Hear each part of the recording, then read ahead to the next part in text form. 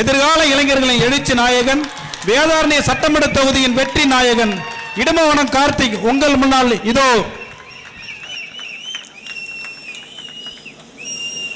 தமிழர் நிலம் செழிக்க நாம் தமிழர் ஆட்சி என்கிற முழக்கத்தை முன்வைத்து நடைபெற்றுக் கொண்டிருக்கிற பொதுக்கூட்ட நிகழ்வில் தலைமையேற்று நடத்தி கொண்டிருக்கிற எம்முயிர் அண்ணன்மார்களே, வீட்டிருக்கிற சான்று பெருமக்களை, கூடி நிற்கிற தாய் தமிழ் சொந்தங்களே, உங்கள் அனைவருக்கும் எமது பணிவான வணக்கம். 2000 ஆண்டுகளுக்கு முன்பாக உலகிற்கு பொதுமறை தந்த வள்ளுவ பெரும்பாட்டன் வானோக்கி வாழும் உலகெல்லாம் மன்னவன் கோள் நோக்கி வாழும் குடி என்று போதிக்கிறான். உலகத்தில் வாழக்கூடிய உயிர்கள் யாவும் மழைக்காக ஏங்கி தவிப்பது போல குடிமக்கள் ஒரு நல்ல ஆட்சிக்காக ஏங்கி தவிப்பார்கள் என்கிறார். நாமும் அந்த நல்லாட்சியை நாடியே ஒவ்வொரு 5 ஆண்டுக்கு ஒரு முறை திமுகவுக்கும் அதிமுகவுக்கும் வாக்கு செலுத்துகிறோம். ஆனால் செலுத்திய வாக்கு வாழ்வில் ஏற்றத்தை கொடுத்ததா, மாற்றத்தை கொடுத்ததா என்றால் இல்லை. ஜனநாயக முறையில் மக்களுக்கு இருக்கக்கூடிய உச்சபட்ச அதிகாரம் வாக்கு தான். நாம் போராடி சுதந்திரம் பெற்றோம். செக்கிழுத்து, சிறைப்பட்டு, வதைப்பட்டு, மிதிவட்டு, உயிரை விலையாக கொடுத்து நாம் சுதந்திரம் பெற்றோம். எல்லாருக்கும் தெரியும். நாம் எப்படி போராடி சுதந்திரம் பெற்றோமோ அதே போல நாம் வாக்குரிமையும் போராடி தான் பெற்றோம். இந்த நாட்டில் நடைபெற்ற முதல் பொது தேர்தலில் எல்லோருக்கும் வாக்குரிமை இல்லை. யாரு படிச்சவனோ, யாரு பட்டதாரியோ, யாரு மிராசாரோ, யார் நிலக்கிழாரோ, யார் செல்வாக்கு மிக்கவரோ அவருக்கு மட்டும்தான் வாக்குரிமைகள் நிலை இருந்தது. அதற்கு பிறகு ஜனநாயக போராட்டம் நடத்தி எல்லோருக்கும் வாக்குரிமைகள் நிலை உருவாக்கப்பட்டது. நாம் போராடி பெற்ற உரிமை வாக்குரிமை. ஆனா அந்த வாக்குரிமை மகத்துவத்தை நாம் உணர்ந்திருக்கோமான்னு உணரல. திமுகவுக்கு வாக்கு செலுத்துறது இல்ல அதிமுகவுக்கு வாக்கு செலுத்துறது. என் அன்பு மக்களே, திமுக தமிழ்நாட்டை 1/4 நூற்றாண்டு காலம் ஆண்டிருக்கிறது. 25 ஆண்டு காலம். அதிமுக தமிழ்நாட்டை 31 ஆண்டுகளும் ஆண்டிருக்கிறது. ஒட்டுமொத்தமாக 60 ஆண்டு காலம் தமிழ்நாட்டை திமுகவும் அதிமுகவும் மாறி மாறி ஆண்டிருக்கிறது. எல்லோர் கையிலும் அலைபேசி இருக்கு, உள்ளங்கையில உலகம் இருக்கு. தட்டி பாருங்க, உலகம் முழுக்க மாற்றம், விஞ்ஞானம், வளர்ச்சி, இது எல்லாம் ஏற்பட்டது கடந்த 50 ஆண்டு காலத்துல தான். ஆசியாவின் தீண்டத்தகாத நகரம் என்று வெறுத்து ஒதுக்கப்பட்ட சிங்கப்பூர் மாநகரம், அந்த நாடு வளர்ச்சி பெற்றது 33 ஆண்டு காலம் தான். 33 ஆண்டு காலம் இந்த நிலத்தை ஆண்ட லீ குவான் என்கிற பெருமகன் உலகின் சொர்க்கமாக சிங்கப்பூரை மாற்றி காமிச்சான். அங்க வளங்கள் இல்ல, அங்க பெரிய வாய்ப்புகள் இல்ல, ஆனாலும் அவன் மாற்றி படைச்சான். 2ஆம் உலக போரில் வீழ்ந்து போனது ஜப்பான். எந்தவித வளங்களும் இல்லாத நாடு. ஹிரோஷிமா, நாகசாகின்னு 2 அணுகுண்ட 2 பெரிய இடங்கள்ல போட்டான். முடிஞ்சு போச்சு ஜப்பான் நினைச்சான். ஆனா வீழ்ந்த ஜப்பான் 40 ஆண்டு காலத்துல வளர்ந்து முதிர்ந்தது. காரணம் அந்த நிலத்தை ஆண்ட ஆட்சியாளர்கள். ஆனால் தமிழ்நாட்டை திமுகவும் அதிமுகவும் 60 ஆண்டுகளும் ஆண்டிருக்கிறது. நமது உரிமைகள் எல்லாம் பறிபோனது. அடிமை இந்தியாவில் பாரதி பாடினா, காவிரி, தென்பண்ணை, பாலாறு, தமிழ் கண்டவ, வையை, பொருளநதி என மேவியாறு பல ஓட திருமணி செலுத்த தமிழ்நாடுன்னா. அடிமை இந்தியாவில் காவிரியும் தென்பண்ணையும் வையையும் புறணையும் தமிழ்நாடு முழுக்க குறுக்கும் நெடுக்குமாக ஓடி தமிழ்நாட்டை செழிக்க வைத்தது. ஆனா சுதந்திர இந்தியாவில் காவிரி ஓடுதா? காவிரிக்கும் உனக்கும் தொடர்பு இருக்குதா? 30 ஆண்டுக்கு மேலாக காவிரி உரிமைக்காக இதே தஞ்சையில போராட்டம், சட்ட போராட்டம், ஜனநாயக போராட்டம், அற போராட்டம், பட்டினி போராட்டம், எல்லா போராட்டம் செஞ்சாச்சு. மத்திய காங்கிரஸ் ஆண்டாலும் சரி, பாஜக ஆண்டாலும் சரி, தமிழ்நாட்டை திமுக ஆண்டாலும் சரி, அதிமுக ஆண்டாலும் சரி, காவிரியில தண்ணி வராது, ஒருபோதும் வராது. நீ காவிரியில தண்ணி கட்டி போராடினால் கர்நாடகில் வாழக்கூடிய தமிழ் நான் துரத்துரத்து அடிப்பேன். 91 காவிரி நடுவமன்றம் இடைக்கால தீர்ப்பு கொடுக்குது. தமிழ்நாட்டுக்கு 205 டிஎம்சி தண்ணியை திறந்து விடுங்கன்னு.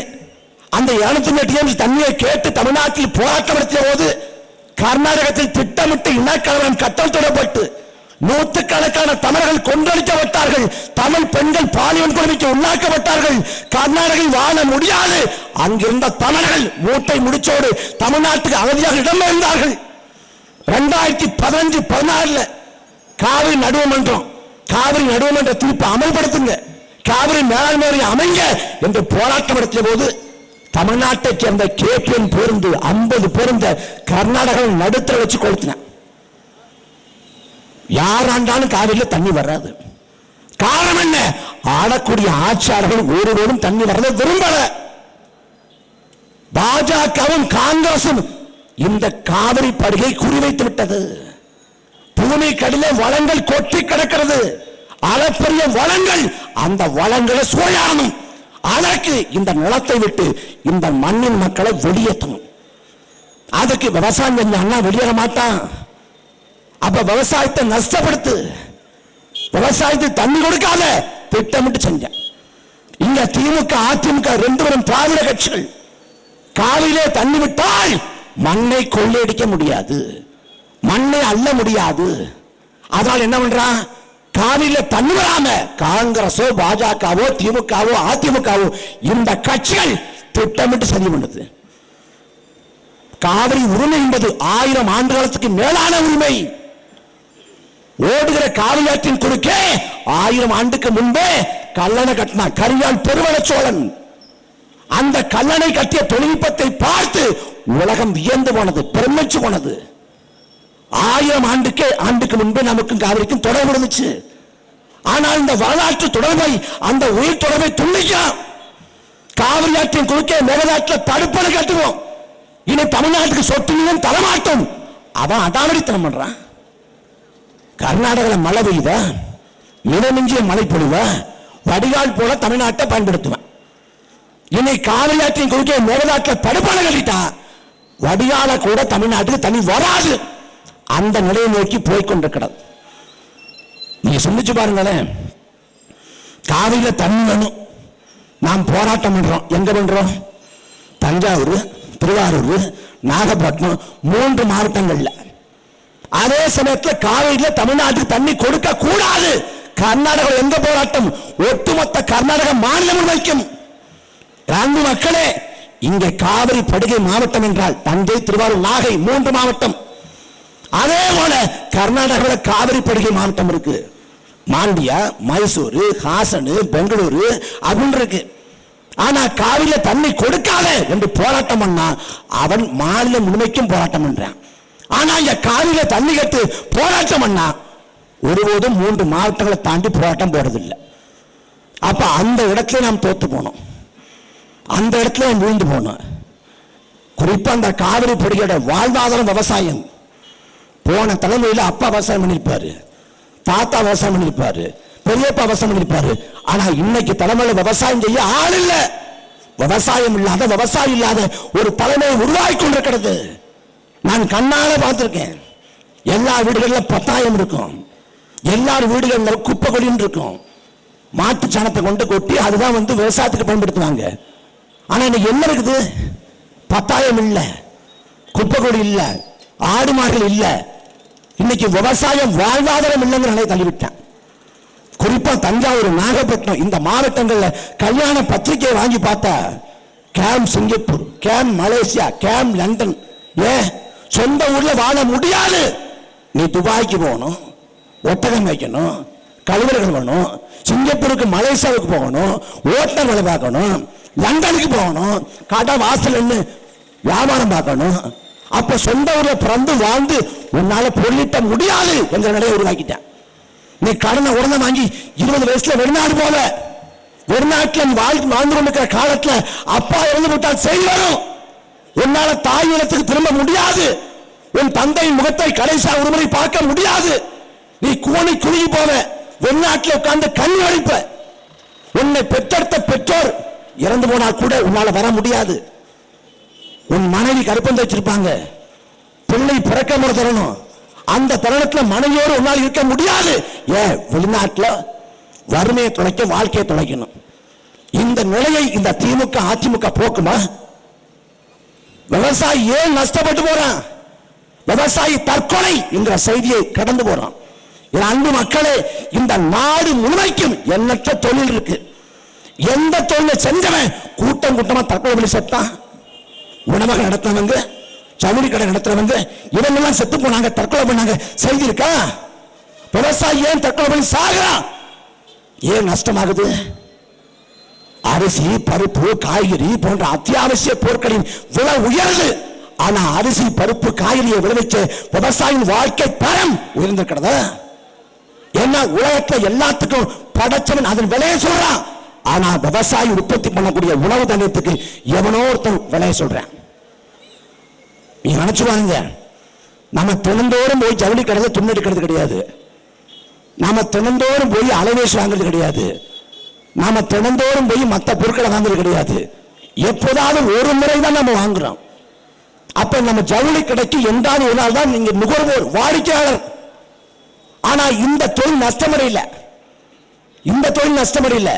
ஆனா ஒவ்வொருத்தரும் 3 வேளை ஒரு நாளைக்கு சாப்பிடுறோம். விவசாயத்துக்கு வாடிக்கையாளர், நுகர்வோர். மக்களோட மக்களாக வாழாது பழங்குடி மக்கள் காடுகளை வாழ்றான், ஆடை தரிக்காம வாழ்றான். அப்படி ஆடை தரிக்காம பழங்குடி மக்கள் வாழ்ந்தாலும் சரி, எதன் மீதும் பட்டு இல்லாம துறவிகள் அகோரிகளாக வாழ்ந்தாலும் சரி, யார் வாழ்ந்தாலும் அத்தனை பேரும் சாப்பிடணும். அவனுக்கு உணவு வேணும். அந்த உணவை தரக்கூடியவன் விவசாயி. அந்த விவசாயியை நஷ்டப்பட்டு போறான். காரணம், திட்டமிட்டு நஷ்டப்படுத்துறான். இதை போக்க வேண்டிய இல்லையா? இதை மாற்ற வேண்டிய இல்லையா? எத்தனை நாளுக்கு திமுகவுக்கும் அதிமுகவுக்கும் ஓட்ட போடுவீங்க? இப்ப 2026 சட்டமன்ற பொது தேர்தல். இந்த தேர்தல் புரட்சிகரமான திட்டம் என்ன? என்ன திட்டம்? இந்த ஆண்டு பொங்கலுக்கு 3000 ரூபாய் காசு கொடுத்துச்சு திமுக அரசு. அன்பான மக்களே, நீங்க சிந்திச்சு பாருங்க. போன ஆண்டு பொங்கல் வரலையா? போன ஆண்டு ஏன் காசு வரல? போன ஆண்டு பொங்கல் வந்துச்சு, ஆனா தேர்தல் வரல. இந்த ஆண்டு தேர்தல் வருது, அதனால 3000 ரூபாய் காசு வருது. திடீர்னு 5000 ரூபாய் காசு நாங்க அதிகாலையிலே போட்டுட்டோம். எதுக்கு போட்டீங்க? கோடை வருது இல்ல, 2000 ரூபாய் கூடுதலா. கோடை என்ன இந்த வருஷம் கண்டுபிடிச்சாங்களா? போன வருஷம் போடுங்க. தேர்தல் வருது, தேர்தல் வருதான காசு வருது, உங்கள் மேல பாசம் வருது. நானும் இந்த பக்கம் போய் பார்க்கிறேன். ஐயா எஸ்கேவி பதாக வச்சிருக்காங்க. சரி, திமுக ஆட்சியோட சாதனை ஏதாவது சொல்லியிருப்பாங்கன்னு பார்த்தா 5000, 3000, 7000, மொத்தம் 17000 இதான் சாதனை. அதிமுக ஆட்சிக்கு திமுக ஆட்சிக்கு என்னங்க மாறுபாடு? அதிமுக ஆட்சி என்ன கொடுமை இருந்ததோ அதே கொடுமை திமுக ஆட்சியில தொடர்ந்து கொண்டிருக்கிறது. என்ன மாறுபாடு? அதிமுக ஆட்சியிலே குட்கா, போதை பொருள் குட்கா புழக்கம் இருந்தது. அந்த குட்கா புழக்கம் இருந்த போது ஐயா ஸ்டாலின் சட்டமன்றத்துக்குள்ளே குட்காவை எடுத்துக்கொண்டு போனார். சட்டமன்றத்துக்குள்ளே தடை செய்யப்பட்ட குட்காவை எதற்காக எடுத்துக்கொண்டு வந்தீர்கள் என்று கேட்டபோது ஐயா ஸ்டாலின் சொன்னாரு, தங்கு தடை இல்லாம குட்கா கிடைக்குது, அதை எடுத்துக்காட்டவே நான் எடுத்துக்கொண்டு வந்தேன். இன்னைக்கு தமிழ்நாடு முழுமைக்கும் கந்தா இருக்குங்க. கந்தா இல்லாத ஒரு ஊர் உண்டா? ஒரு ஊர். இந்த வேதாரண்யத்தில் கந்தா இருக்கா இல்லையா? கந்தாவின் புழக்கம் அதிகப்படியா இருப்பது இந்த வேதாரண்யம், இந்த கோடைக்கரை. இல்லைன்னு சொல்லு, இல்லைன்னு சொல்லு. 4 நாளா செய்தி, அத்தனை பாலிய வன்கொடுமை. தூத்துக்குடி பக்கம் வந்து ஒரு 7 வயசு 12 வயசு ஒரு இளம் பிள்ளைய வன்கொடுமை செஞ்சு கண்டம் துண்டமா வெட்டான்.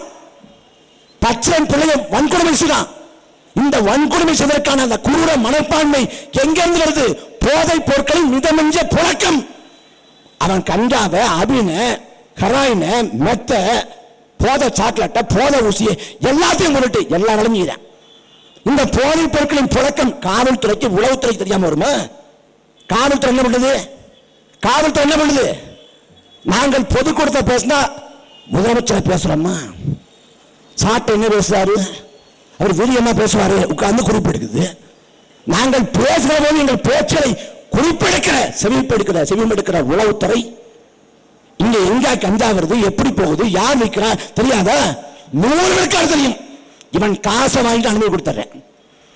இந்த இடத்துல கஞ்சா வைக்கிறான் அப்படின்னு நீங்க காவல்துறை கூப்பிட்டு சொன்னா என்ன நடக்கும் தெரியுமா? அந்த காவல்துறை கூப்பிட்டு இந்த இடத்துல ஒரு தகவல் சொல்றேன், பார்த்து சூடான இருந்துக்க. அவன் என்ன பண்ணுவான்? கஞ்சா போட்டு யார் தகவல் சொன்னானோ அவனை போய் வெட்டுவான். இதுதான் தமிழ்நாட்டில் நடக்குது. இந்த ஆட்சி மக்களுக்கான ஆட்சி. அதிமுக ஆட்சி என்ன நடந்தது? மக்களை சுட்டு கொண்டார்கள். தூத்துக்குடியிலே அவர்கள் செஞ்ச பாவம் என்ன?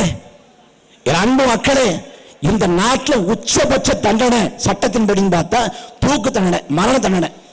கடைசியா தமிழ்நாட்டில் யாரை தூக்கிலிட்டார்கள்? 95ஆம் ஆண்டு ஆட்டோ சங்கை தூக்கிலிட்டார்கள். அதற்கு பிறகு இந்த 30 ஆண்டு காலம் யாரையும் தூக்கில போடல. ஏன் தூக்கில போடல? எவனும் குற்றம் செய்யலையா? எவனும் கொள்ளையடிக்கலையா? எவனும் வன்கொடுமை செய்யலையா? எவனும் கொலை பண்ணலையா? எல்லாம் பண்ணா என்ன செய்தாலும் சரி, சட்டமே சொல்கிறது தூக்கிலே போட வேண்டாம், யார் உயிரையும் பறிக்க வேண்டாம், சட்டம் சொல்கிறது.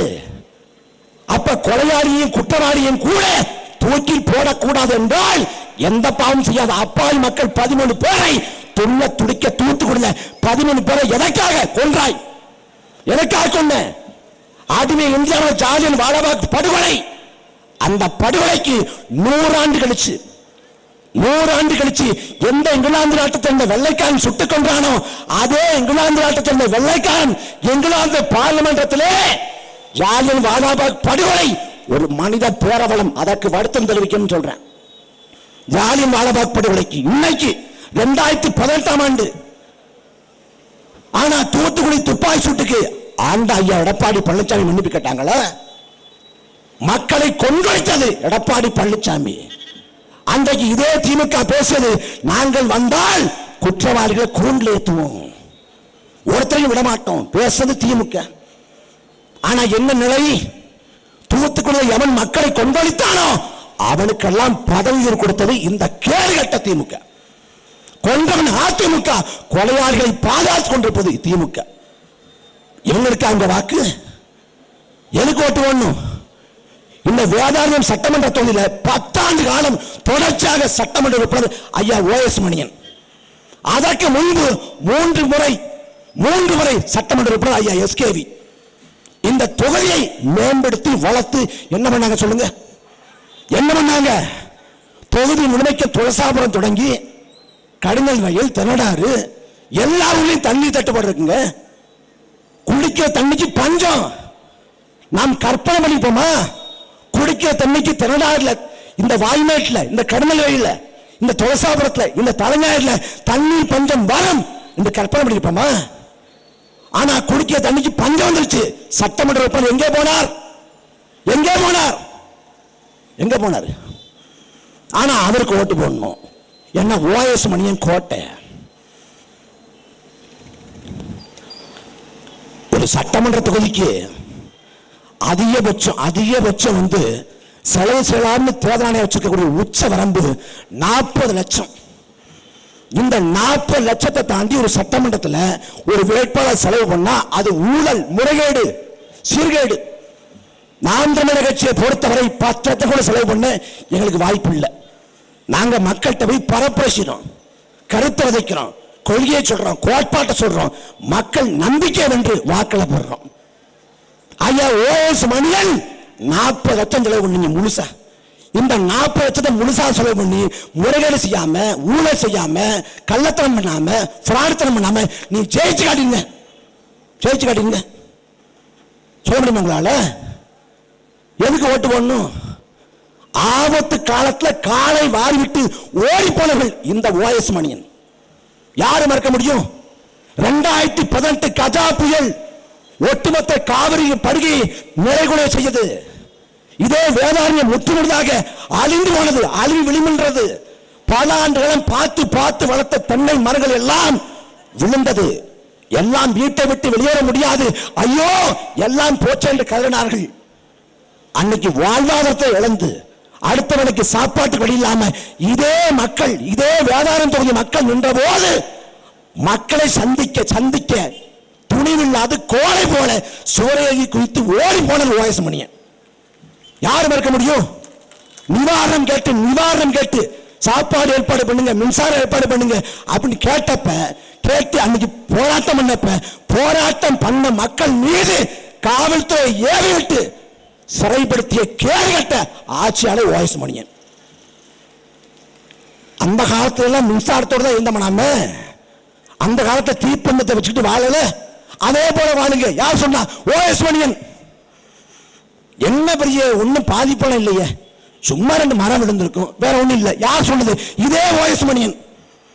ஆபத்து காலத்துல அன்னைக்கு ஆளுங்கட்சி அதிமுக எடப்பாடி பழனிசாமி வீதி வீதியாக கூட்டிக் கொண்டு போய் பாதிக்கப்பட்ட நிலங்களை காட்டினாரா? பாதிக்கப்பட்ட மக்களுக்கு நிவாரணத்தை பெற்றுக் கொடுத்தாரா? OS மணியன் சென்றாரா? ஆனா 10 ஆண்டு காலம் தொகுதியை பிடிச்சு உட்கார்ந்திருக்காரு. நீங்க மணியனா தொகுதியை பிடிச்ச சனியனா? நீங்க எதுக்கு உங்களுக்கு ஓட்டு போடணும்? எதுக்கு போடணும்? அந்த பக்கம் ஐயா SKV எங்களுக்கு போடுங்க, இல்லைன்னா பாஜக வந்துடும். ஐயா நீங்க பாஜக வந்தீங்க, மறந்து போச்சா? நரேந்திர மோடியை இதே வேதாரிய மண்ணுக்கு அழைத்து வந்தார்கள். ஐயா மோடி கஜா புயலை கண்டுகொள்ளல. ஆனா வேதாரத்தில் பரப்ப சேர்ப்ப ஐயா மோடி பேசினாங்க, வேதாரண்யம் ஒரு புண்ணிய பூமி, இந்த பூமியில கால் வைக்கக்கூடிய முதல் பிரதமர் நான் தான். யார் சொன்னா? நரேந்திர மோடி. ஆனா அதே புண்ணிய பூமி நிலை குலைந்து நின்ற போது கஜா புயலால தங்க உரிய நிவாரணத்தை கொடுக்கல, வந்து பார்க்கல. அப்படி பாஜக போனவரு இப்ப திடீர்னு திமுக வந்துட்டு பாஜக உள்ள போந்துரும். சரிங்க, 2018 கஜா புயல் நீங்க என்ன பண்ணீங்க ஐயா? SKV ஐயா, கஜா புயல் ஏற்பட்ட சமயத்தில் பாஜகவில் பொறுப்பில் இருந்தவர் இந்த SKV. நரேந்திர மோடியை நாட்டின் கடைக்கோடிக்கு அழைத்து வர முடியும் என்றால், அழைத்து வந்து கூட்டம் போட முடியும் என்றால், இந்த பாதிக்கப்பட்ட மக்களுக்கான நிவாரணத்தை உங்க மோடி கிட்ட கேட்டு, உங்க பாஜக கிட்ட கேட்டு 2018 செஞ்சிருக்க முடியுமா? முடியாதா? ஏன் செய்யல? செய்ய மாட்டார்கள். அவர்கள் நோக்கம் இல்லை. என்ன அரசியல் தெரியுமில்ல? OS மணியனுக்கும் அந்த பக்கம் SKVக்கும் சாவு இருந்தா முத மழை வருதான், கல்யாணம் இருந்தா முதல்ல மொய், அவ்வளவுதான். நம்ம மக்கள் என்ன இருந்தாலும் சாவுக்கு வந்துட்டார்ல, என்ன இருந்தாலும் அவர் மொய் வச்சுட்டார்ல, அவருக்கு தான் ஓட்டு போடணும். வாக்கு செலுத்துறீங்க நீங்க, நன்றி உணர்ச்சிங்கிறீங்க. ஆனால் வாக்கு செலுத்திய மக்களுக்கு ஐயா OS மணியனும் ஐயா SKVயும் நன்றி உணர்ச்சியோடு இருக்காங்களா? எதற்கு? அதே கொடுமை, அதே அவலம். தொகுதியோட அடிப்படை சிக்கல் தீர்க்கப்படல, எல்லாம் பிரச்சனை இருக்கு. அரசு மருத்துவமனை இருக்குது. நாளைக்கு ஐயா OS மணியனுக்கு உடல்நல குறைபாடு வந்தா இந்த படுப்பாரா? SKVக்கு ஏதாவது வந்தா படுப்பாரா? அரசு மருத்துவமனையில் தலையிட இல்லைங்க, கழிப்பறை அவ்வளவு மோசமா இருக்குது. சுகாதாரம் இல்ல, சுகாதாரத்தை பேண வேண்டிய முதல் இடம் மருத்துவமனை சுகாதாரம் இல்ல, ஒண்ணும் இல்ல. ஆனா SKVக்கு ஓட்டு போடணும், OS மணிக்கு ஓட்டு போடணும். எதற்காக திமுகவுக்கு அதிமுகவுக்கு ஓட்டு போடணும்? ஒரு காரணம் சொல்லு, மனசாட்சியை தொட்டு சொல்லு. OS மணி SKV வந்தா லஞ்சம் வாங்க மாட்டாங்க, ஊழல் செய்ய மாட்டாங்க, முறைகள் செய்ய மாட்டாங்க, மக்கள் காசுக்கு ஆசைப்பட மாட்டாங்க. ஒரு காரணம், ஒரே காரணம், ஒண்ணும் இல்லை. ஆனா அவங்க ஓட்ட போடணும், ஓட்ட போட்டு அதிகாரத்தில் அமர்த்தி வைக்கணும். கால கொடுமை. எத்தனை காலத்துக்கு இந்த திரும்ப உங்களை கட்டிக்கிட்டு அழுறது? அன்பு மக்களை தமிழ்நாடு முழுக்க பார்க்கிறோம், அவ்வளவு குறைபாடு. தூய்மை பணியாளர் போராடுறாங்க, துப்புரவு பணியாளர்கள் போராடுறாங்க, சிவடிகள் போராடுறாங்க, போக்குவரத்து பணியாளர்கள் போராடுறாங்க, உழைக்கும் மக்கள் போராடுறாங்க. எந்த போராட்டத்தையும் திமுக அரசு கண்டுகொள்ளல. ஆனா சொல்லுது, நாங்க நல்லாட்சியை கொடுத்தோம். என்ன நல்லாட்சி கொடுத்த? கேள்வியும் கேட்காத. பாஜக வந்துடும். பாஜக தமிழ்நாட்டில் வர மாட்டான். நரேந்திர மோடியே உன்னாலும் வரமாட்டேன். பாஜக தமிழ்நாட்டில் ஒரு காலம் அவன் எழ முடியாது, முடிஞ்சு போச்சு. ஒருவேளை பாஜக அப்படியே தலை தூக்குதுன்னு வைங்க, யாரு ஒரே போடா போட்டு காலி பண்ணுவா? நாங்கள் இல்ல, எங்களுக்கு முடியும் அண்ணாமலை போட்டுருவது. நாயினா நாகேந்திரன் தலைமையில் பாஜக தலையெடுத்தால் அண்ணாமலை வீழ்த்துவார். அண்ணாமலை தலைமையில் பாஜக தலையெடுத்தால் நாயினா நாகேந்திரன் வீழ்த்துவார். இவங்க 2 பேரும் தானும், அந்த பக்கம் வானதி, இந்த பக்கம் தமிழிசை. அப்படிப்பட்ட கட்சி. அந்த பாஜக பூச்சாண்டி காட்டியே ஏமாத்துறாங்க. 2021 சட்டமன்ற பொதுத் தேர்தலில் பாஜக போட்டியிட்ட இடம்ங்கிறது ஒட்டுமொத்தமா 20 இடம் தான். 234 இடத்தை 20 இடம் தான் போட்டி போட்டேன். அது வென்றது வெறும் 4 இடம், வெறும் 4 இடம் தான். என்ன தமிழ்நாட்டில் பாஜக செல்பெடுக்கல. அவனும் என்னென்னமோ நாடகம் போட்டு பார்க்கறான்ல. வடநாட்டில் ஒரு நாடகம் போடுவான், தமிழ்நாட்டில் நாடகம் போடுவேன். அவனுக்கு மக்கள் வாழ்வாதாரம், மக்கள் பிரச்சனை, மக்களோட துன்பதினங்கள் அதெல்லாம் அரசியல் கிடையாது. அவனுக்கு மதம் அரசியல். நீ என்ன பண்ணுவான்? பிள்ளாசை தூக்கி விடணும், பிள்ளாசை தூக்கிட்டு போவேன். அந்த பிள்ளையார் சுத்தி கூட எங்க போகும்? தேவாலயம் எங்க இருக்கோ அங்க போகும், மசூதி எங்க இருக்கோ அங்க போகும். அங்க ஒரு காலனி இருக்கும், ஒரு சேரி இருக்கும், ஒரு உழைக்கும் மகன் இருப்பான். அந்த பிள்ளையாரை கொண்டு வா, நான் வழிபாடு சின்னம் கொண்டு போக மாட்டேன். அவன் அந்த சேரி வழியா தேவாலய வழியா கொண்டு போய் அங்க வந்து தேவையில்லாத மத பூசல மத பதட்டத்தை உருவாக்கி வாக்கரசம் செய்வான். தமிழ்நாட்டில் பிள்ளையாரை பேசிக்கொண்டிருந்த பாரதிய ஜனதா பிள்ளையாரை பிரேக்கப் செய்தான். முருகன் மீது ஒருதலை காதல், ஒன் சைடு லவ். முருகனை செருப்பு அடிச்சு பார்க்கிறாரு, போடா பரதேசி பொறுக்கி நாயே அப்படிங்கிறது. ஆனாலும் முருகன் மேல அதீத பற்று. தமிழ்நாட்டில் வெற்றிவேல் வீரவேல், தமிழ்நாட்டில் வெற்றிவேல் வீரவேல் என்று முழங்கக்கூடிய பாரதிய ஜனதா அருகாமையில் ஆந்திராவில் பேசுவானா? ஆந்திராவில் போனா ஏழுகொண்டடாவானா, வெங்கட்ராமனா, கோவிந்தா கோவிந்தா. அங்க கோவிந்தா போடுறவன் கேரளாவில் போடுவானா? அங்க சாமியே சரணமைப்பா. அங்க சரணம் போடுறவன் மகாராஷ்டிராவில் போடுவானா? அங்க கனவிதாதா மோரியா. அங்க மோரியாங்கிறவன் உத்தரப்பிரதேசத்தில் பேசுவானா? அங்க ஜெய் ஸ்ரீராம். அங்க ஜெய் ஸ்ரீராம்ங்கிறவன் மேற்கு வங்காளத்தில் பேசுவானா? அங்க ஜெய் காளி ஓம் காளி. அங்க ஜெய் காளி ஓம் காளிங்கிறவன் ஒரிசால பேசுவானா? அங்க ஜெய் ஜெகநாத். எந்த ஊருக்கு போறானோ அதுக்கு ஏற்ற மாதிரி ராகம் பாடுறேன். தமிழ்நாட்டில் பல ராகம் பாடித்தான், ஒண்ணு கதைக்காகல. நயினா நாகேந்திரன் பாஜகவோட மாநில தலைவர் இருக்கிற ஐயா, அவர் வந்து கட்சி தொண்டனை சந்திக்கிறாரு. சந்திக்கிறப்ப பாஜக வந்து மக்கள் மத்தியில் எப்படி வரவேற்பு இருக்கு? ஐயா நாங்க போனோம்னா சாப்பிட்டு போங்கன்னு சொல்றாங்க. ஓ அவ்வளவு வரவேற்பா? ஆமாங்க, வந்து சாப்பிட்டு போங்க, சோறு கூட போடுறோம், ஓட்டு மட்டும் போட மாட்டோம் வந்துடாதீங்கிறாங்க. இதுதான் தமிழ்நாட்டில் பாஜகவின் நிலை. 2021 சட்டமன்ற பொதுத் தேர்தலில் பாஜக சார்பாக வேட்பாளர்கின்ற எவரும் மோடி படத்தை அமித்ஷா படத்தை போட்டு ஓட்டு வைக்கல, ஜெயலலிதா படத்தை எம்ஜிஆர் படத்தை போட்டு ஓட்டு கேட்டேன். ஏன்னா மோடி படத்தை பார்த்தா இரிட்டேட் ஆயிடுறான், டென்ஷன் ஆயிடுறான். ஏன்னா தமிழன் நிலம் அப்படிப்பட்டது. இங்க பாஜக வரப்போறதில்லை. ஆனா பாஜக வந்துடும் எல்லா அயோக்கியங்களையும் திமுக பண்ணுது. அன்பு மக்களே, தமிழ்நாடு தலைகுனியாதுங்கிறான். தமிழ்நாடு தலைகுனியாதான். தமிழ்நாடு வந்து வெல்லுமா? எங்கிட்டு வெல்றது? 4 பக்கம் சட்ட ஒழுங்கு சிக்கல், கொலை கொள்ளை வன்கொடுமை. அந்த பக்கம் பார்த்தா தமிழ்நாட்டுக்கு 9 லட்சம் கோடி கடன். இந்த 1 லட்சம் கோடி கடன் யார் தலையில வந்து விடியும்? யார் தலையில விடியும்? உங்க தலை மேல, ஏன் தலை மேல. இந்த 1 லட்சம் கோடி கடனை குறைப்பதற்கு, அடைப்பதற்கு என்ன திட்டத்தை வைத்திருக்கிறது திமுக? 2021 இதே திமுக வர்றப்ப நாங்கள் வந்தால் நீட் தேர்வை ரத்து செய்வோம் சொன்னது திமுக. ரத்து செஞ்சதா? ரத்து செய்ய ஏதாவது ஒண்ணு செஞ்சானா? ஒண்ணுமே இல்லை. இப்ப மறுபடியும் வரணும் அதிகாரத்துக்கு. எதுக்கு வரணும் கேட்டா, நாங்க போதையின் பாதையில போகாதீங்க, ஒரு அப்பாவா கேட்டுக்கிறேன். இப்ப போதையின் பாதையில போகாதுன்னா எந்த சந்துக்குள்ள போடுறதா இல்ல பொந்துக்குள்ள போடுறதா? போதையின் பாதையில போகாத, பாதையில போதை வச்ச பரதேசவன் யாரு? போதையின் பாதையில போகாத யார் சொல்லலாம்?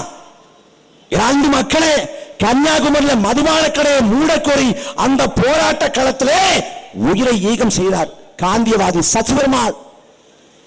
காந்திய கொள்கையை ஏற்றுக்கொண்டு மதுவிலக்குக்காக தன்னம் தனியாக தனி ஒரு ஆளாக போராட்டம் நடத்திய பெருந்தகை. 2016 ஆண்டு வல்லுவர் கோட்டத்தில் ஒரு ஆளாக பட்டினி போராட்டம் நடத்தினார். அந்த பெருமகன் மது குடிக்க போறவங்க காலில் விழுந்து, குடிக்காதீங்க, போதையின் பாதையில போகாதீங்க, உடம்ப கெடுத்துக்காதீங்க, நாட்டுக்கு கெடு பண்ணாதீங்க, அவர் கெஞ்சினார், கதறினார். அதில் நியாயம் இருக்கிறது. அதிகாரம் இல்லாத ஒரு சாமானியன், ஒரு ஏழை மகன்.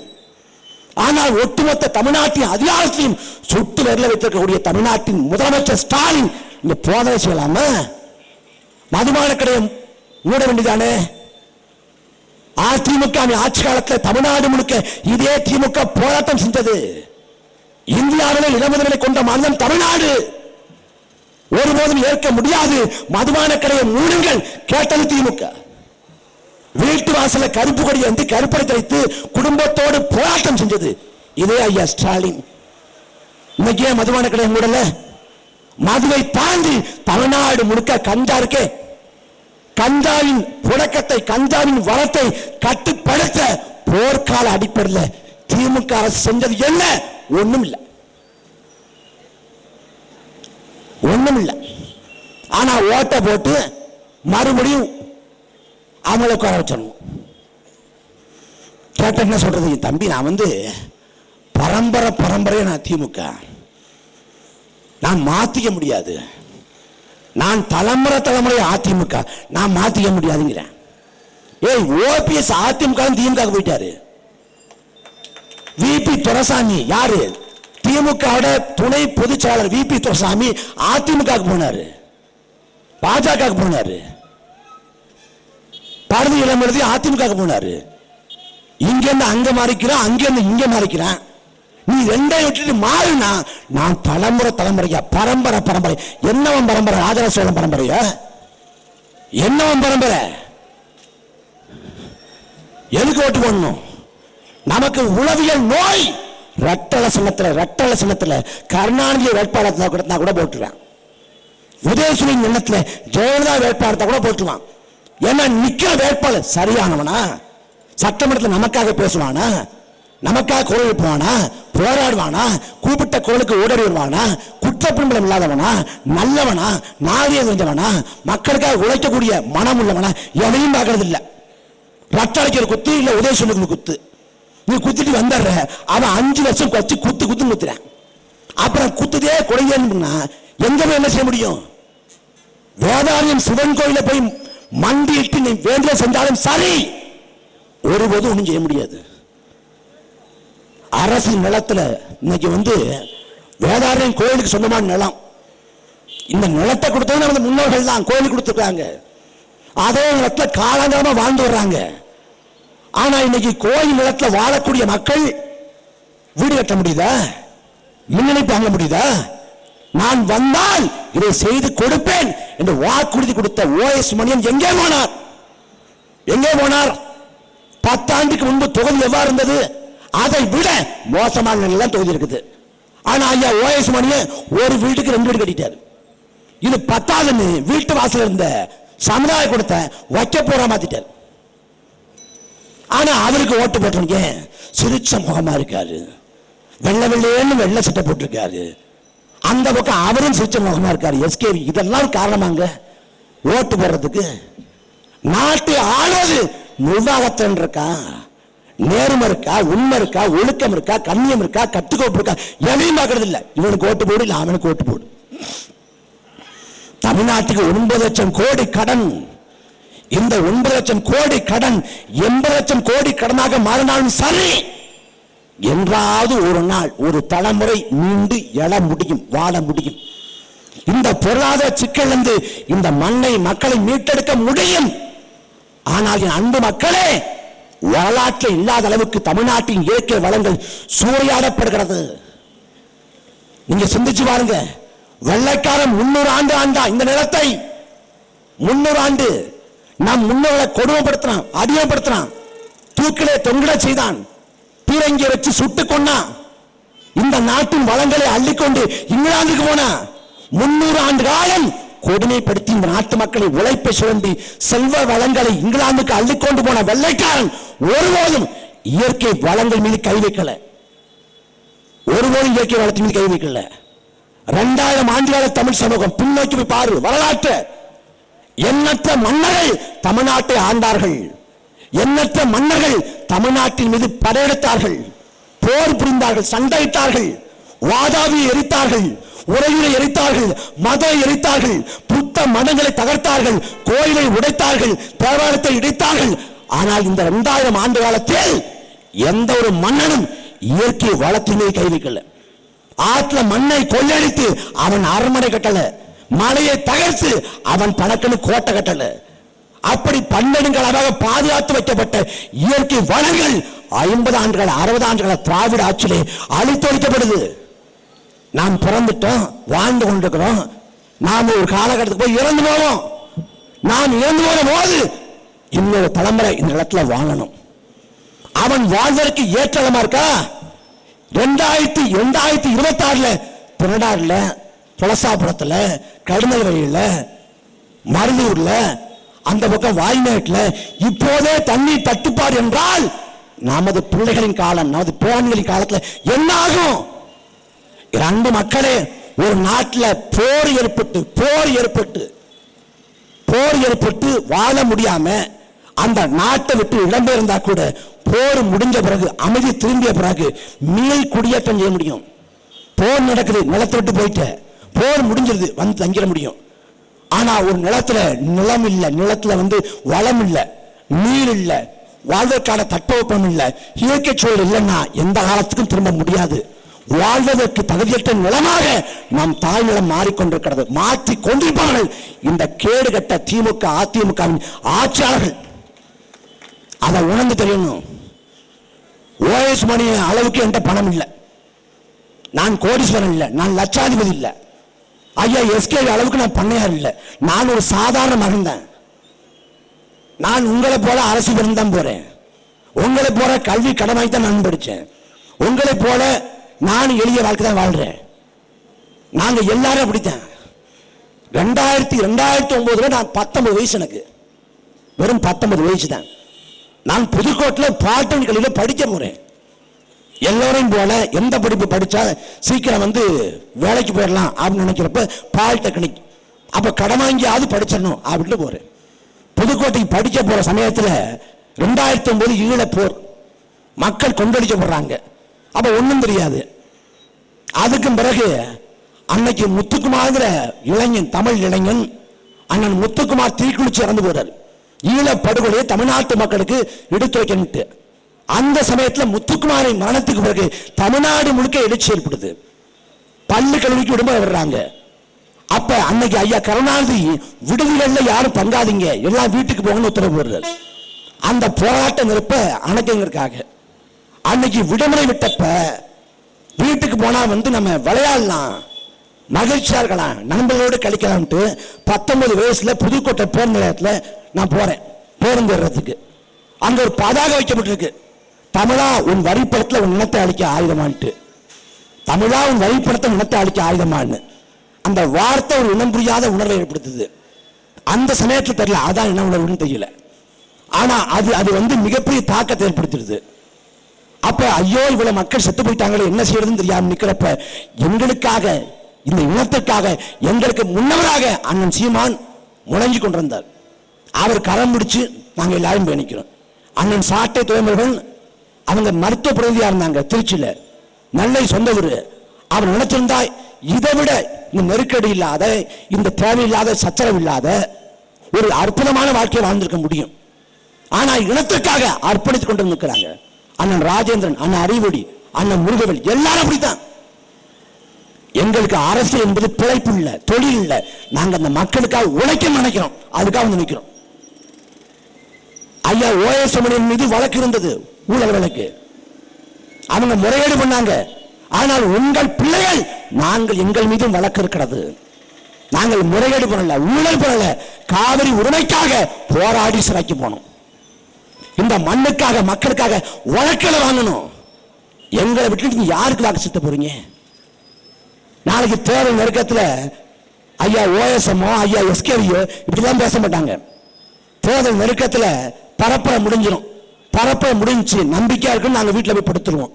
அந்த கடைசி 2 நாள்ல வீடு வீடா வருவாங்க, காசு வருவாங்க, 2000 ரூபாய் வச்சுக்கோங்க, 5000 ரூபாய் வச்சுக்கிட்டு காசை கொடுத்து வாக்கு காசு தரக்கூடிய ஒருவன் அவன் திருடன் தானே ஓடிய, அயோக்கியம் தானே ஓடிய, ஒருபோதும் மக்கள் சரி ஆற்ற மாட்டான். ஓஎஸ் மணியனோ எஸ்கே வேதத்தனமோ, நான் பணக்காரன் பந்த பராரி, கோட்பாட்டோடு கொடியோடு நேர்மையோடு சண்டை போட்டு என்னை வீழ்த்தி காட்டும். நான் அந்த தோல்வி அடைந்தால் அந்த தோல்வியை மனமிருந்து வரவேற்கிறேன். நேர்மையா ஐயா எஸ்கேவி, நேர்மையா ஐயா ஓஎஸ் மணியை, நேர்மையா இந்த தேர்தலை வென்று காட்டுங்க. நீங்க வெற்றி பெற்று வந்தோம், நாங்க மாலை போடுறோம். வெல்ல முடியுமா? ஒருத்த ஓட்டு போட மாட்டான், சொந்த கட்சிக்காரனே போட மாட்டேன். காசு கொடுத்து முறைகேடு செஞ்சு சாப்பாடு கொடுத்து சாராயம் கொடுத்து எல்லாம் அயோக்கியத்தனம் பண்ணி ஓட்ட வாங்கிட்டு கார்ல போய் வெள்ளை சட்டை வெள்ளை வேட்டி. என்ன கொடுமை தெரியுமில்ல? ஒரு நாட்டில் முதலமைச்சர் சரியில்லை, அந்த நாட்டை திருத்திடலாம். ஒரு நாட்டில் அமைச்சர் சரியில்லை, அந்த நாட்டை திருத்திடலாம். ஒரு நாட்டில் அதிகாரி சரியில்லை, அந்த நாட்டை திருத்திடலாம். ஆனா ஒரு நாட்டில் மக்கள் சரியில்லை என்றால் எது ஒன்றும் செய்ய முடியாது. காந்தியவாதி சத்தியமூர்த்தி சொல்றாரு, மக்கள் மனங்கள்ல, மக்கள் நாணயங்கள்ல லஞ்சம் ஊழல் ஊடுருவாம பார்த்துக்கணும். மக்கள் ஊழல்வாதிகளா மாறிடக்கூடாதுங்கிறது. ஐயா நபிகள் நாயகர் சொல்றாங்க, லஞ்சம் கொடுப்பவரும் இதுவும் வாங்குவரும் இதுவும் ஏவனும் சாபம் உண்டாகட்டும். ஒரு காலம் வரும், அந்த காலத்திலே நேர்மையோடு வாழ்வது என்பது நெருப்பு துண்டுகளை கையில் வைத்திருப்பதற்கு ஒப்பாகும். உன்னால் நேர்மையா வாழ முடியாதா? நெருப்பு துண்டை கையில் வைத்திருந்தால் எப்படி சூடு தாழாது கீழே போட்டு விடுவாயோ, அதே போல நேர்மையோடு உன்னால் வாழ முடியாது. நான் லஞ்சம் வாங்க மாட்டேன், லஞ்சம் கொடுக்க மாட்டேன்னு நீ இந்த கட்டமைப்புக்குள்ள நகர்ந்தா உன்னால் அடுத்த அடி எடுத்து வைக்க முடியாது. ஏன்னா எல்லா பக்கமும் லஞ்சம், ஊழல், முறைகேடு, நிர்வாக சீர்கேடு. மக்கள் ஆதரிச்சு துவங்கிட்டான். 2021 சட்டமன்ற பொது தேர்தல், அங்கு மக்களே தமிழ்நாடு முழுக்க வாக்குப்பதிவு நடக்குது. நாமக்கல் ராசிபுரத்தில் சாலையை மறைத்து மக்கள் போராட்டம் பண்றான். என்ன போராட்டம்? பக்கத்தில் இருக்க அதிமுக காசு கொடுத்தது, எங்க தெருவுக்கு காசு வரல, காசை வாங்கி கொடுங்கள், புரட்சிகர போராட்டம். ஆர்கே நகர், சென்னை ஆர்கே நகர்ல தாய்மார்கள் போராட்டம். டிடிவி தினகரன் டோக்கன் கொடுத்தார், டோக்கன் இருக்கிறது, காசு வரவில்லை, காசை வாங்கி கொடுங்கள். இங்க நேர்மையா இருக்கான், உண்மையா இருக்கான் அப்படின்னா அவன் என்ன நினைக்கிறான்? தானும் படுக்க மாட்டான், தள்ளியும் படுக்க மாட்டேன், பொழைக்க தெரியாத பையன், இவனை வச்சுக்கிட்டு என்ன பண்றது? ஆனா ஒருத்தன் ஊரடிச்சு உடைய போடுவான், ஓயசமணியம் மாதிரி. மகராசன் எப்படி வாழ்றாரு? ஒரு வீட்டுக்கு 2 வீடை கட்டி வீட்டுக்கு எதுக்க வைக்க போற வச்சு மகராசனா வாழ்றாரு. அப்ப என்ன பிரச்சனை? மக்கள் ஊழல்வாதிகளாக மாறி போனான். வாக்கேட்டு போனா எவ்வளவு தருவீங்க? இந்த சமூகம் வழங்குமா? நாம் மாறாத வரை எது ஒன்றும் மாறாது. உன் வாக்கை மாற்றி செலுத்தாத வரை எந்த மாற்றமும் நடக்காது. திமுக வந்தான் சேருதா, அதிமுக வந்தான் சேருதா, புதுசா வந்திருக்க தாவேக்கான ஒரு கட்சி. திமுக அதிமுக வர்றப்ப நல்லா வந்தான். திமுக வர்றப்ப மாநில சுயாட்சி அடைந்தால் திராவிட நாடு, அடையாளத்தால் சுடுகாடுன்னா அப்புறம் படுத்துட்டான். அதிமுக தொடங்குறப்ப எம்ஜிஆர் அண்ணாயிசம் என் கோட்பாடு, அண்ணாயிசம் தான் என் உயிர் அப்படின்னாரு. அப்புறம் அவரும் ஒன்றும் இல்லாம போயிட்டார். இன்னைக்கு அதிமுக சொல்லவே தேவையில்லை. இங்க திமுக அதிமுக இப்படி வந்த பிறகு கெட்டு சிரிஞ்சு போன, இது வரவே இல்லை, கெட்டு நாசம் போயிட்டாரு. திமுக அதிமுக என்ன வித்தியாசம் இல்லை. திமுக காரன்ட்ட அதிமுக காரன்ட்ட கேள்வி கட்டம்னா பதில் தெரியாது, இவனுக்கு கேள்வியே புரியாது. நம்ம திமுக திட்டமா ஆழைக்கிறோமா ஒண்ணும் முடியாது. ஆனா ஒரு கட்சி நாட்டை ஆண்டணுமா, எல்லாத்தையும் விட்டுட்டு வர்ற. எதை விட்டு வர்ற? எதை விட்டு வர்ற? பொண்டாட்டிய, பிள்ளைய, நடுத்தர விட்டு வர்றோம், எல்லாத்தையும் விட்டு வர்றேன். அவரோட மகன் விஜயோட மகன் விஜய்க்கு வாக்கு செலுத்து வரா? நீ திரைப்படத்தில் பார்க்கிற விஜய் இல்லை, இவன் கேடுகட்ட சைக்கோ. நான் குருவி படம் வந்தப்ப முத காட்சி போய் திருத்திரமணில பார்த்துவிட்டு, பார்த்தது கூட இல்ல, பார்த்து நல்லா இருக்குன்னு உருவா சொன்னேன். ஆனா நிஜத்துல அந்த விஜய் இல்ல, இது வேற விஜய். கரூர்ல 41 பேர் செத்து போறாங்க. விஜய் திட்டமிட்டு கொண்டாரு நாங்க யாருமே சொல்லல. காலதாமதமா வர்றாரு. அந்த காலதாமதத்தின் விளைவாக அடிப்படையான ஏற்பாடு பண்ணாதால அங்க 41 பேர் இறந்து போயிட்டாங்க அப்படின்னு கோபம். அதுல அந்த மரணம் தெரிந்தோ தெரியாமலோ என்னால் நடந்து விட்டது, நான் தார்மீக பொறுப்பேற்கிறேன், நான் வருகிறேன் அப்படின்னு எந்த வார்த்தையும் சொல்லல. ஏன் என் மேல பழிய போடுறீங்க?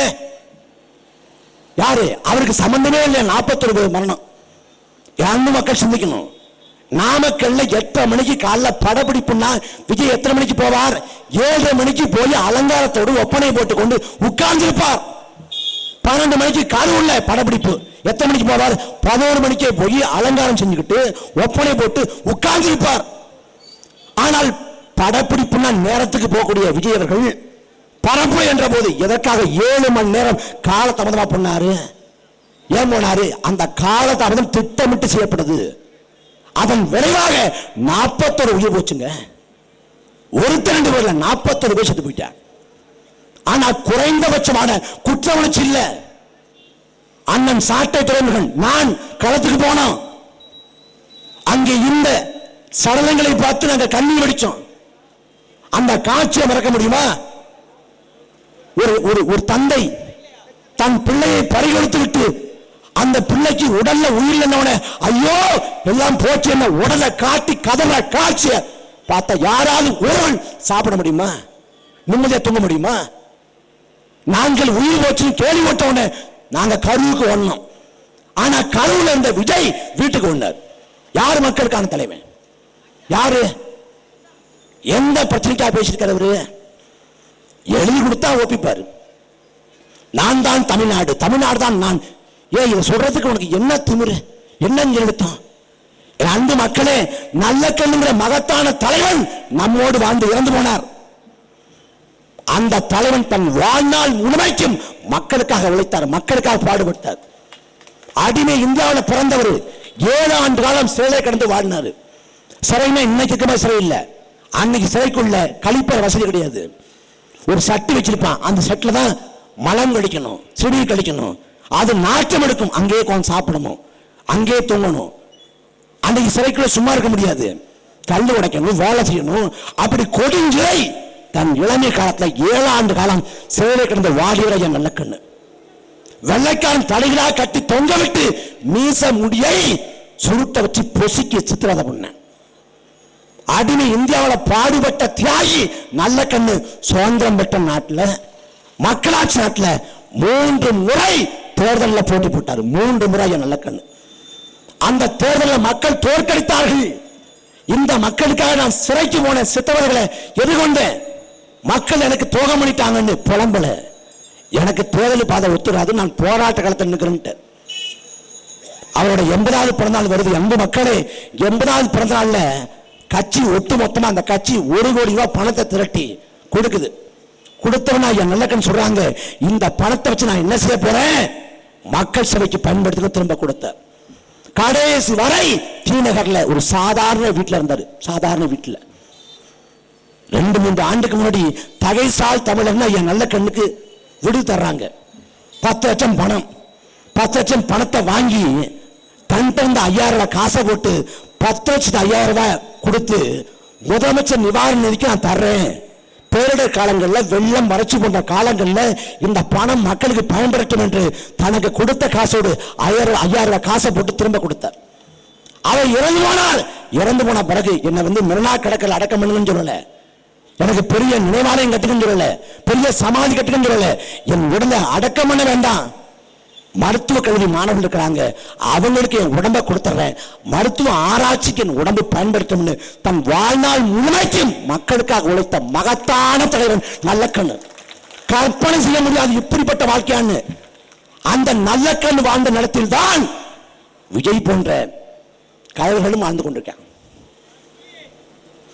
கட்சியில எல்லா கட்சியும் தேர்தலில் போட்டி போடுது.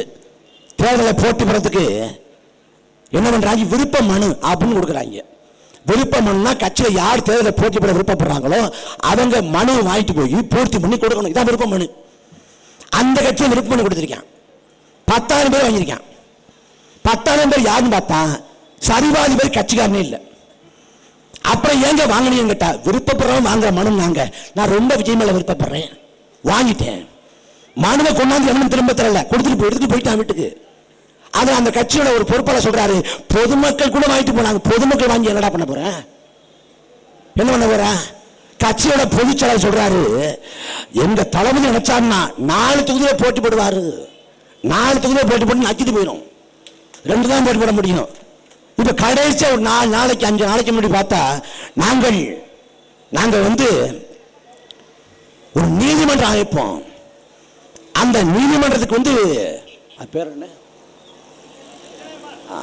அஞ்சலமான் நீதிமன்றம் வைப்போம்ட்டார். நீதிமன்றத்துக்கு எங்கேயுமே இந்தியாவில் பேர் வைக்கப்பட்டது இல்லை. அப்படி வாய்ப்பு இருந்தா கருணாநிதி ஊழல் ஒழிப்பு நீதிமன்றம் திமுக வச்சிருவான். ஏன்னா அவன் எல்லாத்துக்கும் பேர் வச்சான்ல, நூலகம், பாலம், மருத்துவமனை எல்லாத்துக்கும் வச்சுட்டான்.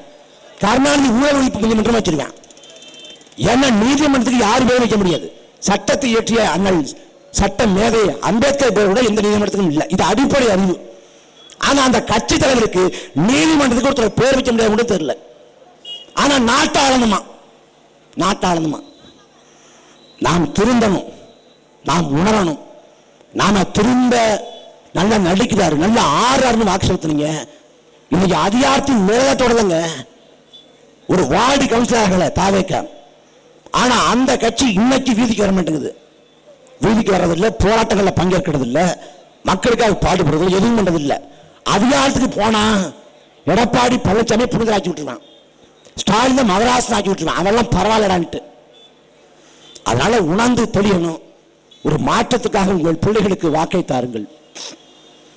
இந்த பிள்ளைகள் மற்ற கட்சிகள் போல இல்லை. அரசியல் சாக்கடை என்றால் சத்தியமாக அரசியல் சாக்கடை தான். அந்த சாக்கடையை சுத்தப்படுத்த வந்த துப்புரவு தொழிலாளர்கள் தான் சீமானும் அவன் பிள்ளைகளும். நாம் தமிழர் கட்சி மற்ற கட்சிகள் போல இல்லை. அன்பு மக்களே, திமுக எப்படி தொடங்கப்பட்டது? திராவிட கழகத்தில் பெரியாருக்கும் அண்ணாவுக்கும் சண்டை. அண்ணா முரண்பட்ட அண்ணா திராவிட கழகத்தை விட்டு வெளியேறி திராவிட முன்னேற்ற கழகங்கள் தனி இயக்கத்தை கட்டியெழுப்பினார். அதே திராவிட முன்னேற்ற கழகத்தில் பிற்காலத்தில் கருணாநிதிக்கும் கருணாநிதிக்கும் எம்ஜிஆருக்கும் சண்டை. எம்ஜிஆர் வெளியேறினார், தனி இயக்கம், அது அதிமுக. அதே திமுக பிற்காலத்தில் கருணாநிதிக்கும் வைகோவுக்கும் சண்டை. வைகோ வெளியேறினார், தனி இயக்கம், அது மதிமுக. இப்படி திமுகவும் அதிமுகவும் மதிமுகவும் தனிப்பட்ட 2 பேர் கிடையாது, முரண்கள்ல பிறந்த இயக்கங்கள். இங்கே விஜய் கட்சி ஆரம்பிச்சிருக்காரு. எதுக்காக? தனிப்பட்ட அரசியல் அபிலாசைக்காக. விஜயகாந்த் ஐயா கட்சி ஆரம்பிச்சார். எதுக்காக? தனிப்பட்ட அரசியல் அபிலாசைக்காக. கமலஹாசன் கட்சி ஆரம்பிச்சார். எதுக்காக? தனிப்பட்ட அரசியல் அபிலாசைக்காக. நாம் தமிழர் கட்சியை பொறுத்த வரை தனிப்பட்ட அரசியல் அபிலாசைக்காக தொடங்கப்பட்ட இயக்கம் இல்லை. தனிப்பட்ட 2 பேர் கிடையாது, சண்டையில பிறந்த இயக்கமும் இல்லை. காலம் பிரசவித்தது, வரலாறு தந்த வாய்ப்பு. 2009 மே 18 நாளில் கொத்து கொத்தாக லட்சக்கணக்கான தமிழரை கொன்று முடித்து விட்டு துளைக்க படுகொலை செஞ்சான் சிங்கள ஓநாய் கூட்டம். லட்சக்கணக்கான தமிழர்கள் செத்து விழுந்தார்கள். 2009 மே 18 போர் முடிந்துவிட்டது. அவ்வளவுதான், தமிழர்களை வீழ்த்தி விட்டோம். உங்கள் புலிக்கொடியை இறக்கி விட்டோம். உங்கள் தாய் நிலத்தை கைப்பற்றி விட்டோம். உங்கள் தலைவன் பிரபாகரனை நாங்கள் கொந்தளித்து விட்டோம் என்று சொல்லி மண்ணை முத்தமிட்டு சிரித்தான் ராஜபக்சே. இலங்கை வீதிகளிலே சிங்கள ஓநாய்கள் ஆனந்த கூத்தாடியது. உலகம் முழுக்க வாழ்ந்த தமிழர்கள் கூனி குறுகி போனார்கள். ஐயோ எல்லாம் போச்சேன்னு. தலைவர் பிரபாகரன் உடம்பு தெரியவே எல்லாம் போச்சுன்னு கதறினாங்க, கண்ணீர் வடிச்சாங்க. மே 18 அந்த நாளில் தான் விடுதலை புலிகள் படைப்பில் இருந்த அக்கா இசைப்பிரியாவை கூட்டு பாலியல் வன்கொடுமை செய்துவிட்டு அவள் வன்கொடுமை செய்யப்பட்டது தெரியக்கூடாது என்பதற்காக பிறப்புக்குள்ளே துப்பாக்கி செலுத்தி வெடிக்க வச்ச கொடுமை நடந்தது. கை கட்டுகிற தூரத்திலே வைத்து தலைவர் பிரபாகரின் அன்பு மகன் பாலச்சந்திரனை படுகொலை பண்ணான். எல்லாம் முடிந்துவிட்டது என்று உலகம் அளித்தது மே 18 2009 ஆண்டு. எந்த நாளில் உலகம் நாங்கள் வீழ்ந்து விட்டோம் என்று நினைத்ததோ அதே மே 18 குறிவித்து உலகம் முழுக்க வாழ்ந்த தமிழரை திரட்டி தமிழக இன உணவுக்குள்ளே கட்டி எழுப்பி எங்கள் பாட்டி கண்ணகி நீதி கட்ட மதுரை மாநகரில் யாதும் ஊரே யாவரும் கேள் என்று உலகத்தை நேசித்தோம், உறவனை கொண்டாடினோம். ஆனால் எங்களிடம் அழித்தொழிக்கப்படுகிற வேளையில் அதை காக்க மீட்க யாரும் இல்லை என்ற தவிப்போடு நாங்கள் தொடங்கிய இயக்கம் தான் நாம் தமிழர் கட்சி. நாம் தமிழர் கட்சி தொடங்கப்பட்ட போது 19 வயசு, 34 வயசு நிற்கிறேன் நான். இந்த 15 ஆண்டுகள பயணம் காவிரி சிக்கல், முல்லை பெரியாறு, பாலாறு, கச்சத்தீவு, மேட்டேனி, கைட்டுக்குளம், 8 வழிச்சாலை, உரிமத்து கோபுரம், ஸ்டெர்லைட், அணுகுல, அணுக்களி மையம் எல்லா சிக்கலுமே களத்தில் இருக்கோம். இதே வேதாரின் கஜா புயலில் பாதிக்கப்பட்ட போது அண்ணன் சீமான் களத்துக்கு வந்தார்.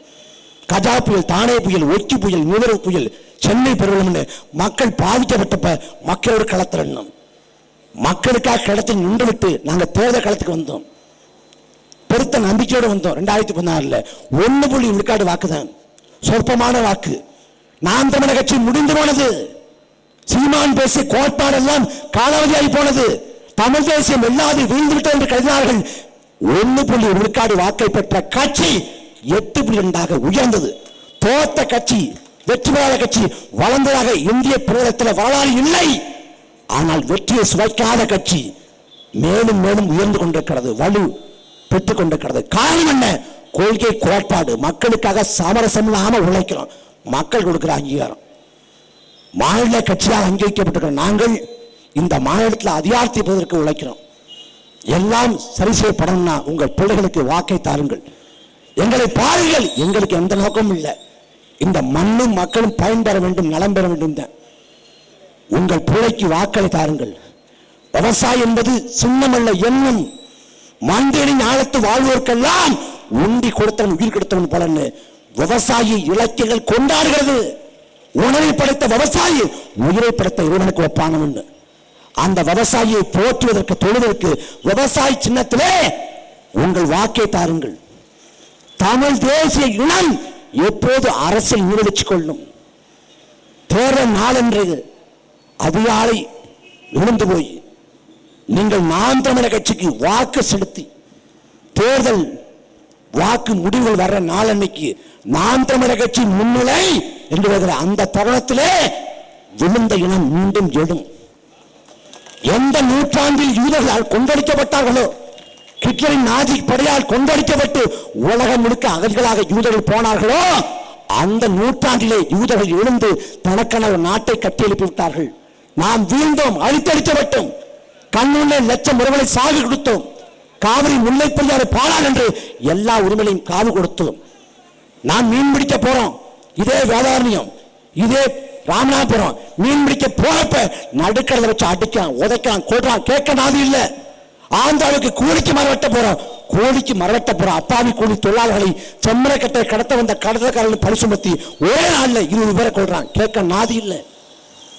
இதே தூத்துக்குடியில 11 பேர் கொண்டடிக்கப்பட்டோம், கேட்க நாதியற்ற அடிமை இனமாக மாறி போனோம். வரலாறு தந்துக்கிற கடைசி வாய்ப்பு நாம் தமிழர் கட்சி. அதை உணர்ந்து உங்கள் பிள்ளைகளுக்கு வாக்கை தாருங்கள். 9 ஆண்டு காலம் பொற்கால ஆட்சியை கொடுத்தார் பிறந்தவர் காமராசர். அந்த காமராசரை பற்றி கவியரசு கண்ணதாசன் சொன்னாரு, காலத்தின் கடைசி கருணை காமராசன். காலம் ஒரு முறை கடைசியா கருணிட்டு இருக்கிறது, அதை பிடித்துக் கொள்ளுங்கள், பற்றிக் கொள்ளுங்கள். அதே போல வரலாற்றின் கடைசி வாய்ப்பு நாம் தமிழர் கட்சி. 1000 ஆண்டுகளுக்கு மேலாக அதிகாரமற்று உலகம் முழுக்க அகதிகளாக கூலியாக தென்னாப்பிரிக்கா வைரச் சுரங்கங்கள்ல, மலேசியா ரப்பர் தோட்டங்கள்ல, இலங்கை தேயிலை தோட்டங்கள்ல, மொரிசி கரும்பு தோட்டங்கள்ல உலகம் முழுக்க அகதியாக கூலியாக இருக்கிற தமிழன் அதிகாரத்தை சுவைப்பதற்கு கடைசி வாய்ப்பு நாம் தமிழர் கட்சி. அதை உணர்ந்து உங்கள் பிள்ளைகளுக்கு வாக்கை தாருங்கள். நாங்கள் இந்த தொகுதியை முன்மாதிரி தொகுதியாக நாங்கள் உழைத்து மாற்றி காட்டுவோம். இந்த தொகுதியின் சிக்கல்களை முழுமையாக தீர்த்து வைப்போம். மக்கள் மன்றத்திலே உரத்து குரல் நாங்கள் சட்டமன்றத்திலே பேசி இந்த தொகுதியின் சிக்கல்களை தீர்த்து வைப்போம். நம்பி உங்கள் பிள்ளைகளுக்கு வாக்களை தாருங்கள். நாங்கள் இதுவரை உறுதியாக இந்த மண்ணுக்கு மக்களுக்காக உழைத்து சாவோம். நன்றி, வணக்கம்.